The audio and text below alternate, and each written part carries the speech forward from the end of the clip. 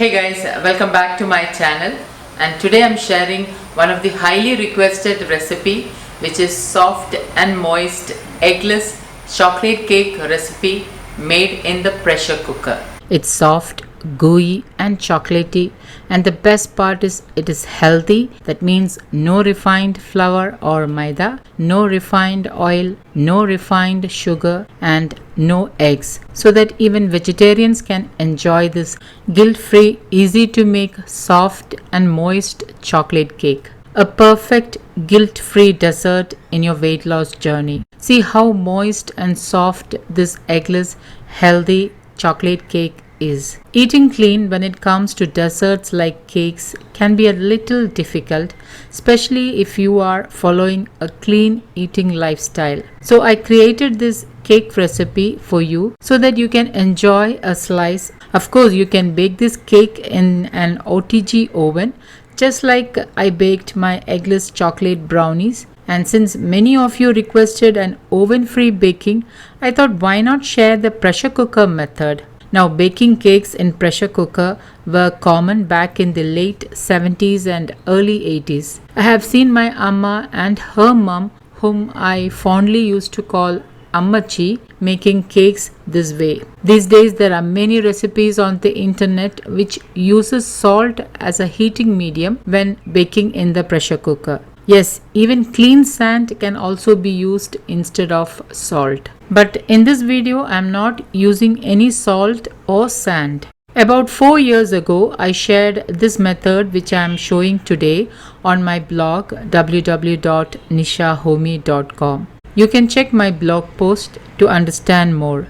Links will be updated below this video. So let's get started with the recipe. The pressure cooker I'm using is 7.5 liter pressure cooker. You can use a medium sized one in which your cake tin fits. I'm also using a small plate like this which has a slight raised edge. I will be keeping the plate on the bottom of the cooker upside down.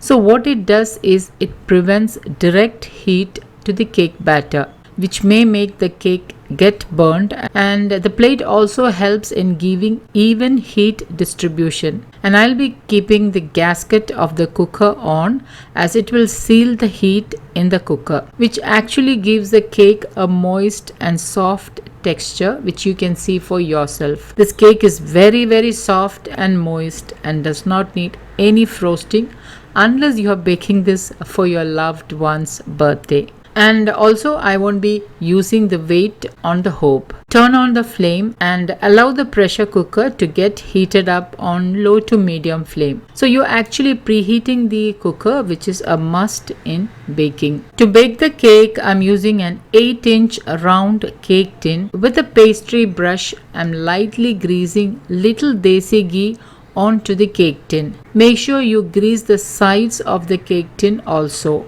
I am also placing a butter paper which I have already cut out. This prevents the cake from sticking to the pan. Now let's make the cake batter. Into a bowl, add in half cup unrefined pure cane sugar. Now I buy this locally, and if you are unable to source it, you can use half cup coconut sugar instead. I mostly use coconut sugar for my baking recipes, but when I got raw cane sugar, I used it in this recipe. Remember that raw cane sugar has slightly less sweetness compared to refined white sugar. Into that, add in half cup thick home set curd. Now, if your curd has more water content, make sure you strain the water by hanging the curd in a muslin cloth or a cheesecloth. So you need to remove the water content from the curd. Add in 1/4 cup milk. To make the blending process a lot easier, I'm using a handheld beater. However, you can also use a whisk. Now blend this all until thick and creamy and pale. Add in 1/3 cup unsweetened cacao powder and blend again, and then keep it aside. In another bowl, I have already added 1 cup whole wheat atta. Note that I don't use store-bought atta in my recipes.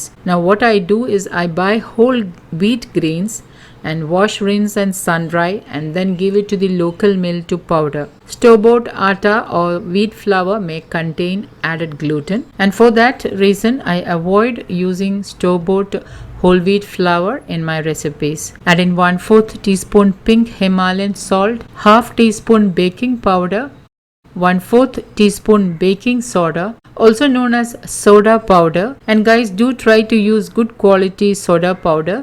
If you are interested, I will leave the link in the description box below. Now give this all a whisk and then keep it aside.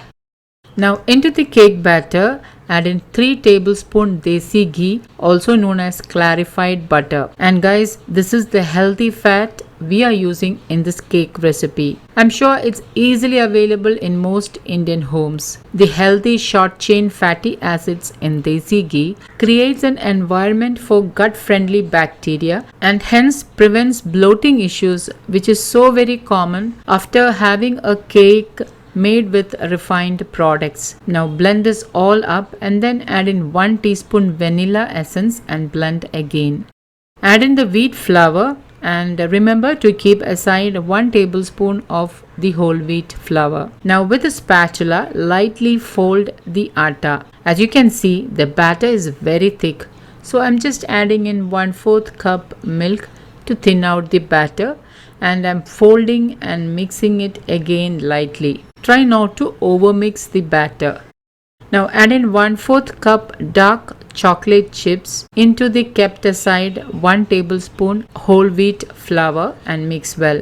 Instead of dark chocolate chips, you can use 1/4 cup chopped dark chocolate. Now the reason why you need to mix and coat the chocolate chips with 1 tablespoon of wheat flour is to prevent the chocolate chips from sinking to the bottom while the cake is getting baked. Now add the whole wheat coated chocolate chips into the cake batter and lightly fold it into the batter with the spatula. And note that this cake batter is slightly thick but creamy. Transfer the cake batter to the cake pan and level the top with the spatula. Tap it a couple of times on the countertop to remove air bubbles if there are any. And lastly, sprinkle 1 tablespoon of chocolate chips on top.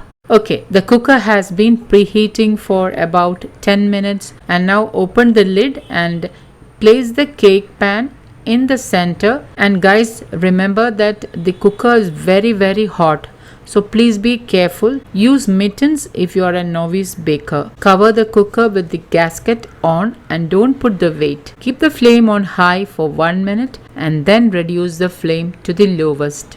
Okay, it's exactly 15 minutes now, and I just wanted to show you how well the cake has risen. Cover it and let it bake again. Now it's exactly 45 minutes since the cake has been baking. So let's open the cooker and check, and yes, it is perfectly baked. And guys, baking time may vary from 40 minutes to 50 minutes or until a toothpick inserted in the center comes out clean. I'm removing the cake from the cooker and allowing it to cool down a little, and then run a knife around the sides and transfer to a wire rack and allow it to cool completely. If you plan to frost the cake, you can do so once it has cooled down. Super moist, soft chocolate cake is ready to serve. So guys, do try this soft and moist eggless chocolate cake this weekend and let me know how this turned out. Don't forget to like, comment and share this video with family and friends. And if you're new to my channel, please click the subscribe button and also the bell icon next to the subscribe button so that you can get notified on your phone when I upload a new video. Thank you for watching, and until next time, take care. Bye bye.